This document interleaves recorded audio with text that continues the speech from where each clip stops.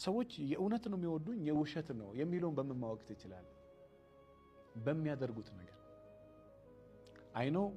በጣም በሚያስደነግጥ ሁኔታ ተግባራቸው ራሱ የእውነት እስከሚመስል ድረስ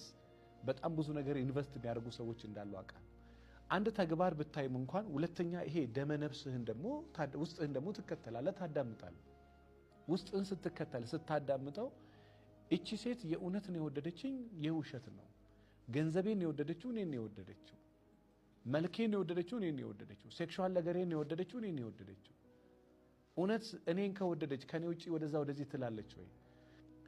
የእውነት እኔን ከወደደችኝ ከነችግሮቼ ነው ወይ የወደደችኝ የእውነት እኔን ከወደደችኝ ከኔ ጋራ እስከ መጨረሻው ድረስ ጥሩንም መጥፎውንም በመቋቋም መቀጠል አትችልም ወይ የሚለው ነገር ጥያቄ አይምሮ ውስጥ መምጣት አለበት ከመጣም ደግሞ መልሶ አንድ ነው የእውነት ከወደደች ያን ሁሉ ተጋፍጣ ትኖራለች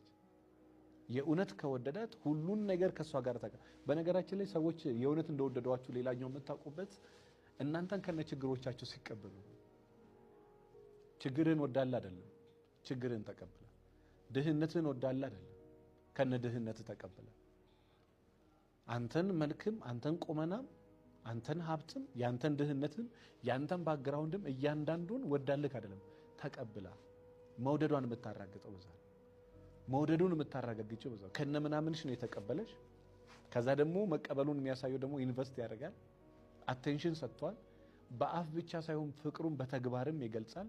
ጊዜውን ይሰጣል ሐሳቡን ይሰጣል መንፈሱን ይሰጣል ስሜቱን ይሰጣል እንግዲህ የሰው ልጅ ሐሳቡን ከሰጠ ስሜቱን ከሰጠ መንፈሱን ከሰጠ ገንዘቡን ከሰጠ አቴንሽኑን ከሰጠ ደመነፍሱ